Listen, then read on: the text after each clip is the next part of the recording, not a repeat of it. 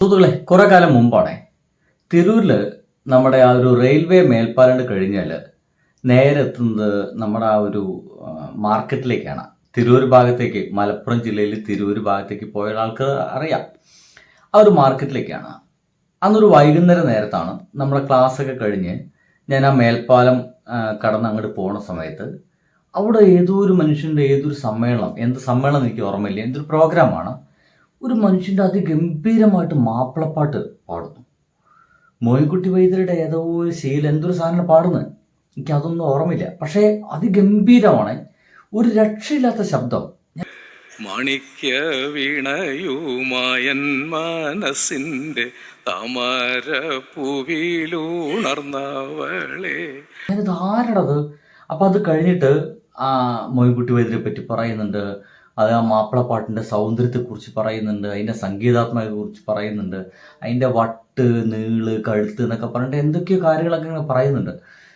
പക്ഷെ കേട്ടിരിക്കാൻ ഭയങ്കര രസം. അപ്പം ഞാനിത് ഏതാണ് ഈ ശബ്ദം എന്നറിയാൻ വേണ്ടിയിട്ട് ഞാൻ അവിടെ നിന്ന് ഒരല്പം സ്പീഡിൽ നടന്നു. എന്തോ ഒരു സമ്മേളനം നടന്നുകൊണ്ടിരിക്കുകയായിരുന്നു. ഞാൻ അവിടേക്ക് എത്തി. നോക്കുമ്പോൾ ഒരു അല്പം നീളമുള്ള ഒരു മനുഷ്യൻ എന്താണ് ചിരിച്ചുകൊണ്ടല്ല സംസാരിക്കുന്നില്ല, സംസാരിക്കുമ്പോഴൊക്കെ ചിരിച്ചിട്ട് വേണ്ടിടത്തെല്ലാം നല്ല രസകരമായി ചിരിച്ച് തൊട്ടു മുമ്പിലുള്ള ആൾക്കാരെ പേരുകളൊക്കെ വിളിച്ച്, സദസ്സിലിരിക്കുന്ന ആൾക്കാരെ പേരൊക്കെ വിളിച്ചിട്ട് ഒരു മനുഷ്യൻ ഇതിന് പ്രസംഗിക്കുന്നു. ആ മഞ്ചേരി അങ്ങനെയല്ല നമ്മൾ കേട്ടത്. മാണിക്യ വീണയുമായൻ മനസ്സിന്റെ താമര പൂവിലുണർന്നവളെ, പാടുകില്ലേ വീണമീട്ടുകില്ലേ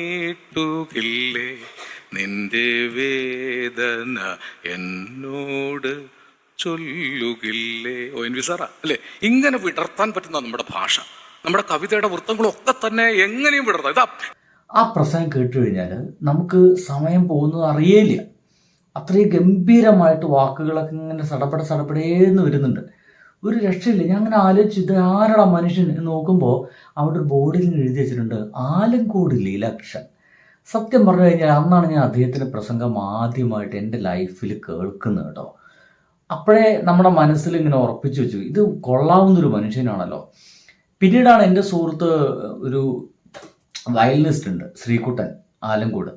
അദ്ദേഹത്തിൻ്റെ വീടിൻ്റെ അടുത്താണ് ഈ ആലങ്കോട് ലീലാകൃഷ്ണൻ എന്ന് പറയുന്ന ഇദ്ദേഹം ഉള്ളതെന്ന് മനസ്സിലാക്കുന്നു. പിന്നീടാണ് ഞാൻ അദ്ദേഹം ഒരു കവിയാണെന്നും ഒരു ബാങ്കിലൊക്കെ ജോലിയുണ്ടെന്നും പണ്ട് അദ്ദേഹം ഈ കുറേ പ്രോഗ്രാമുകളൊക്കെ അവതരിപ്പിക്കാനൊക്കെ പോയിട്ടുള്ള ഒരാളാണെന്നൊക്കെ പിന്നീടാണ് ഞാൻ അറിയുന്നത്. അദ്ദേഹത്തെക്കുറിച്ച് അന്വേഷിച്ചപ്പോഴാണ് അറിയുന്നത്. ഇദ്ദേഹത്തിൻ്റെ പ്രസംഗം നിങ്ങൾ ആർക്കെങ്കിലും, ഒരുപക്ഷെ എൻ്റെ വീഡിയോ കാണുന്ന ആളുകൾ മിക്കവരും ഒരുപക്ഷെ ആലങ്കോട് ലീലാകൃഷ്ണൻ്റെ പ്രസംഗം കേട്ടിരിക്കും. അദ്ദേഹത്തിൻ്റെ പ്രസംഗം തനകും തന്നുവനെ ഉയിപ്പടർക്കും കളകളം പെയ്തു പെയ്തോ ഇളകി പറക്കുന്ന പക്ഷികളും അതില് കൈതോട്ട വീണ പേറ്റി പതറിപ്പതഞ്ഞു ചോലക്കടും ഒരു നല്ല ചിത്രം വരച്ചൊരു പോലെ. നിങ്ങൾ ശ്രദ്ധിച്ചോളൂ, അദ്ദേഹം ഈ മാനവികതയ്ക്ക്, മനുഷ്യന്മാർ തമ്മിലുള്ള സ്നേഹത്തിന്, മതങ്ങൾക്ക് അപ്പുറത്തേക്ക് മനുഷ്യന്മാർ തമ്മിലുള്ള സ്നേഹത്തിനൊക്കെ വലിയ പ്രാധാന്യം കൊടുക്കുന്ന ഒരാളാണ്. ലോകത്തെ എല്ലാ കുൽസിത ശക്തികളും കൂടി ഒന്നിച്ചൊരു കാലമാണ്. പണ്ട് വിമോചന സമര കാലത്താണ് ഇങ്ങനെ ഒരു വലിയ കൂട്ടുകെട്ടുണ്ടായി. എങ്ങനെയും കമ്മ്യൂണിസ്റ്റുകാരെ താഴെ ഇറക്കുക എന്നായിരുന്നു അന്ന് വിമോചന സമരത്തിൻ്റെ.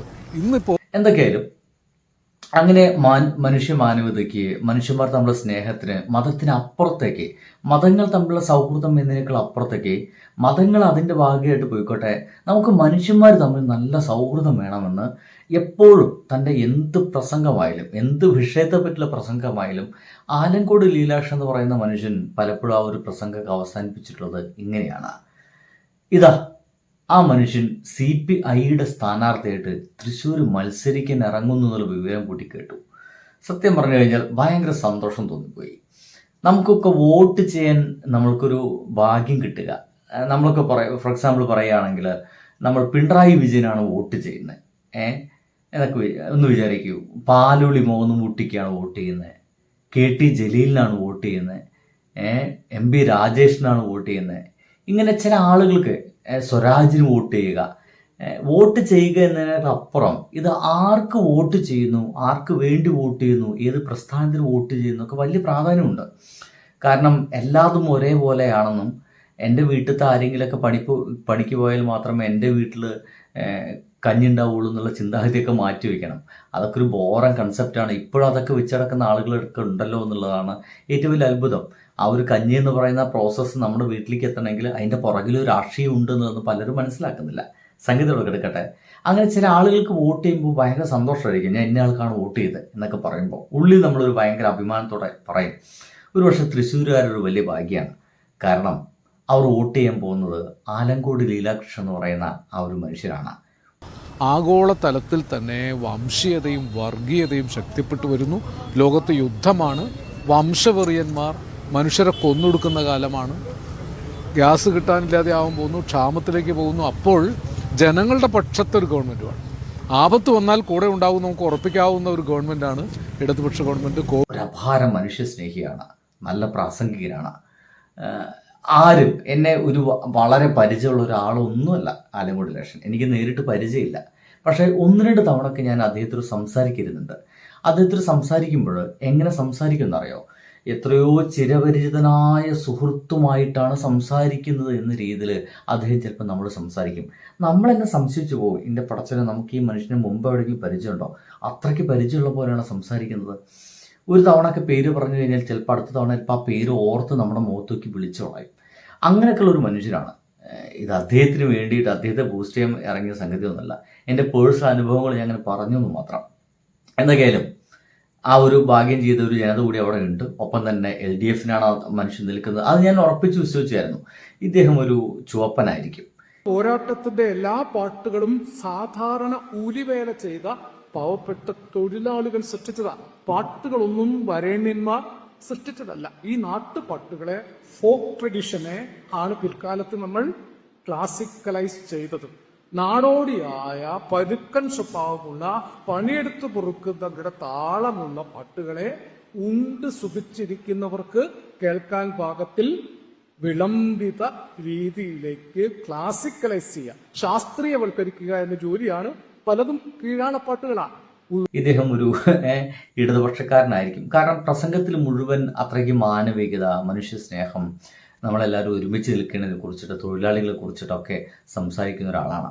അങ്ങനെയുള്ള ഒരാൾക്ക് ഇടതുപക്ഷത്തോടൊപ്പം അല്ലാതെ വേറെ ആരോടൊപ്പമാണ് നിൽക്കാൻ കഴിയുക എന്നുള്ളതാണ് ഒരു മറുചോദ്യം കേട്ടോ.